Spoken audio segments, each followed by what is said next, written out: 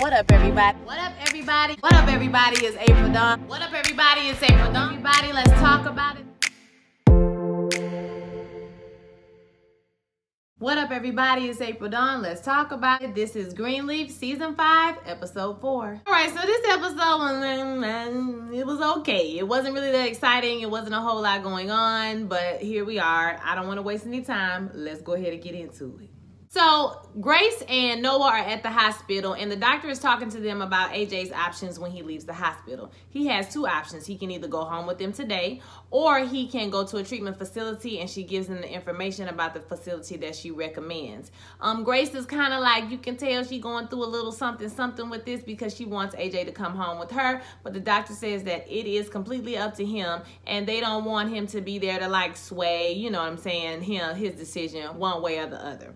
And so eventually he comes back into the room and she tells him the same thing that she told them, and he decides that he wants to go home today with Noah. Grace seems to be very upset by this. At the breakfast table, James is going off asking Jacob what did he ever do to make him think that he was a killer, and why didn't he tell him about this before. And basically him and Lady May are berating Jacob about the way that he handling everything and why didn't he come to them from the beginning. And Jacob tells him, well, he didn't know, because he was going to act like he's acting right now, and he didn't think that it would, bother him. He was hoping that he would go talk to the lady and she would just say, hey, Basie's crazy. He always says stuff like that, and we was going to be done with it. He also talks about how Basie's sister is different from Rochelle. She's not like Rochelle. She's not like Basie. She's different. You'll see it in her ministry. And Lady May is like, listen, even if there's nothing that's going on, you planted the ideal in her head that there could possibly, be a reason that she owns the house, or she can, find something out about. And he was like, I didn't tell her anything about the will. So he didn't mention the will at all. But, Lady May is saying, well, now you done planted a seed in this lady, and now are going to want to know more about what's going on. Jacob tells them that Aaron is coming by so that they can talk about their options and what they need to do. And she says that James needs to be in on that meeting because, they disappointed with how he's handled things so far. And Carissa ass, is always trying to blackmail the people that she's laying up in their house. They feeding her food, and she studied, scheming and plotting behind their back. So she's going to talk to her. Now, Lady May asks James about going to church on Sunday because tomorrow is the day that the church will get, it's the last Sunday. And so he doesn't remember again, y'all. Here's another thing where he losing that memory. But when she asks him, he says, no, he don't want to go. He don't want to step foot in that building again. And she says, well, we need to have church. Tomorrow basically is not a time for us to stop praising God. Right now is not a time for that. And so he's like, okay, cool. And they decide they're going to have church at the house on Sunday morning. Charity, Phil, and Judy are talking about what they're going to do Sunday morning. And Judy wants to run a video, showing the new campus and talking about the merger. And Charity wants to do a video that talks about the history of the church, just so they can have their moment to kind of close up everything. And, basically, Judy decides that the song that's going to be there, instead of doing the song, they're going to do the video, and the song could be like playing while the video is playing, basically is what she's saying. And at the end of the day, Phil, Charity goes to Phil and is like, hey, you got to give them a moment. You might not have no church come Monday, Tuesday, if you, chop these people out of the history. Because Judy goes on and on to explain the history of the FBI raiding the church, your daddy shooting somebody in the church, the history of this, that, and the other, whatever happened, all that stuff that's happened in the past, basically. So, after she go through that whole thing, Charity tries to win Phil over and say, hey, you got to give these people a moment to, like, remember the things that's happened through these churches through the years. And he says he's going to go with Judy's plan. Now, the whole time this is going on, Gigi is watching Charity, kind of watching her from the side. And she looking at her like, okay, she handling herself. All right, I see you, girl. You know what I mean? And after that's over with, Charity is like, did you see that? And she was like, yeah, girl, I seen it. Follow me. So they go into Charity's office. Gigi starts to explain about how Bob is running for senator and how Cal won't talk, and then he got the papers locked up. They done fired him and everything.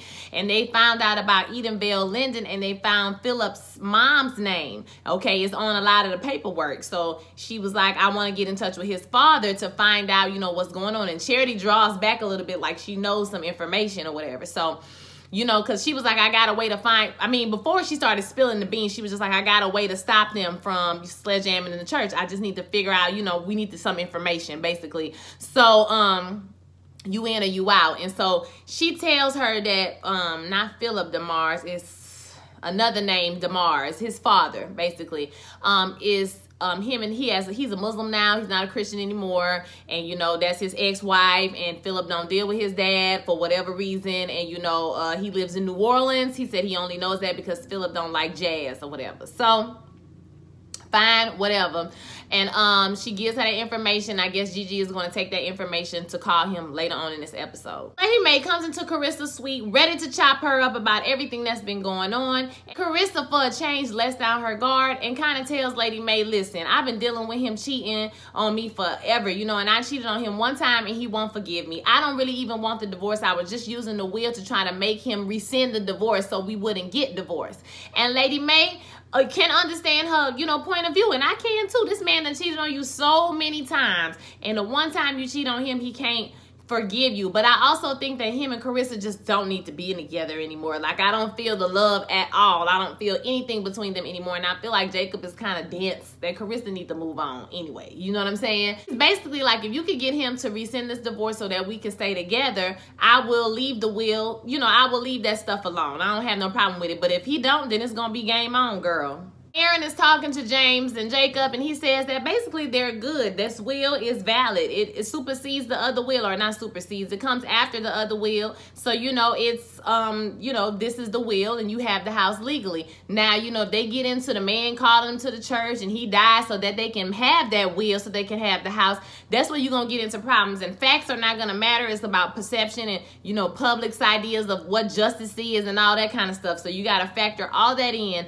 when you're talking about opening up this Pandora's box. So James has decided that he's going to go try to make peace with Tasha, or whatever her name is, I can't remember, and Miss James. So he's going to try to make peace to try to settle this, because I mean, at the end of the day, James didn't kill nobody, and if Mac did it, you know what I'm saying, it's not like they told him to do it or they knew anything about it. They just kind of finding out about what happened in the past, you know, now. So he's gonna go try to make amends, and Lady Mae is kind of like against it. She like, oh Lord, here you go out here with this mess trying to make amends with these people. She don't think it's gonna work out good, but you know, she gonna go do it. Then she calls Jacob into the room and talks to Jacob about the fact that he won't forgive Carissa, and he even slept with one of the maids or the cook that was there before Marisol, y'all, in the laundry room. Like, he was out here living wild and reckless, and she gets so upset because she's like, you know, he says, well, she's never done anything like you. She was like, well, what if I have done something that bad before? So he holds his mother up to some type of weird standard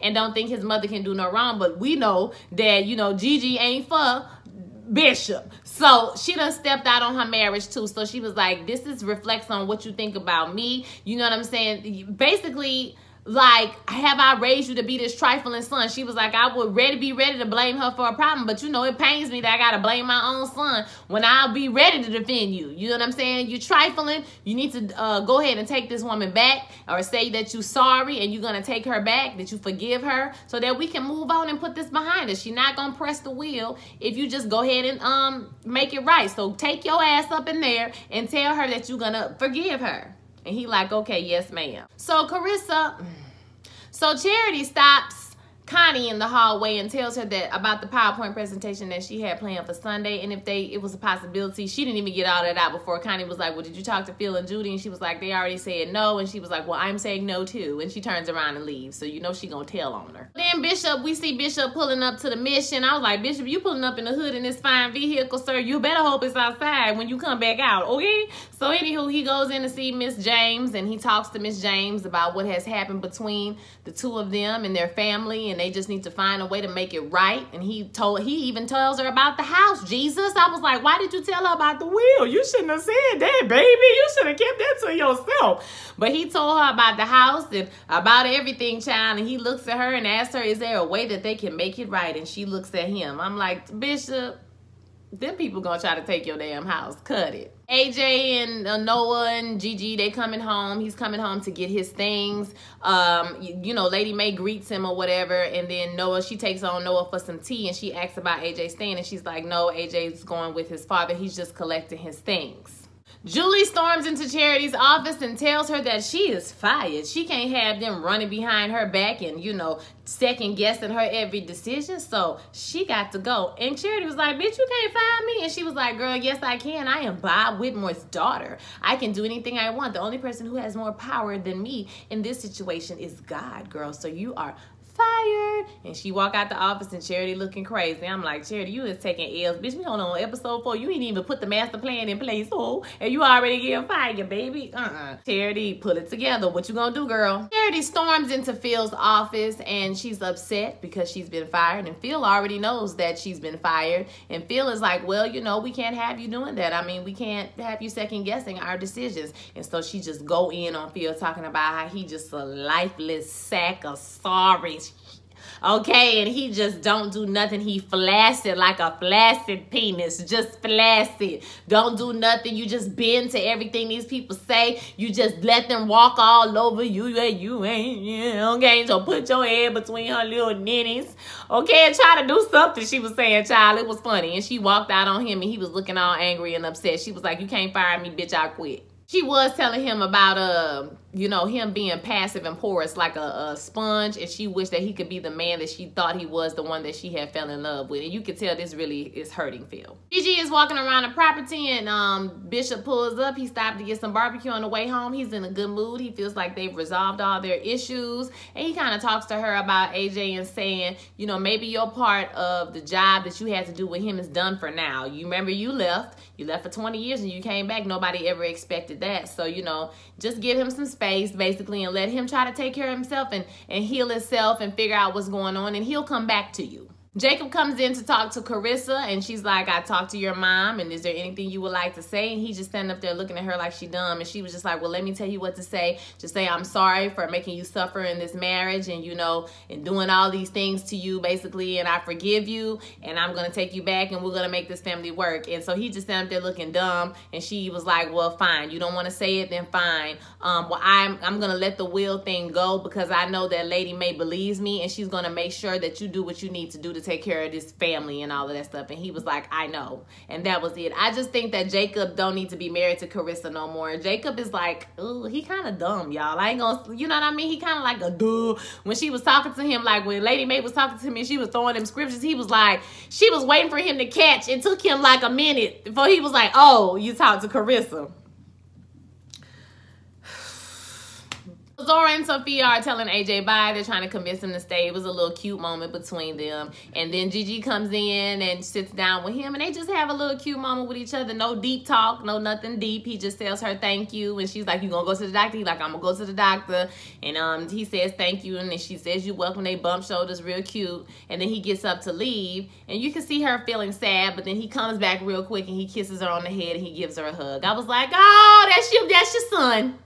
That's your son. Y'all might not be close tight, but you know, he see it for you because you have been there. Like Gigi was, you know what I mean? She did make a mistake at the beginning when she was promising the boy to stay and then she left and all that, going back and forth.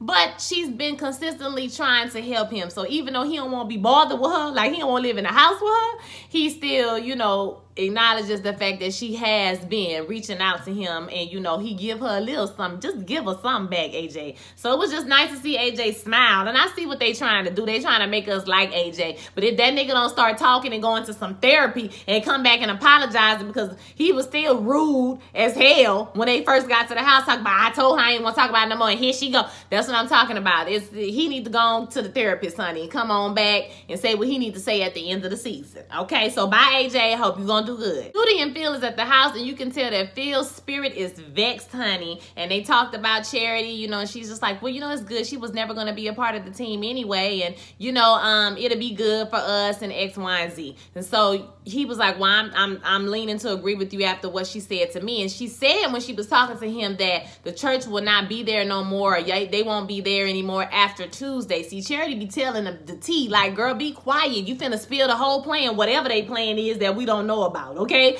So he's like, well, it sounded like it was, you know, definite, like it was something in the works. And she was like, oh, just don't let it worry, you know, don't worry about it. Don't let that, you know, cloud your mind. And she goes down to try to give him a little knowledge, okay? And so he pushed her off, like, don't do that, baby.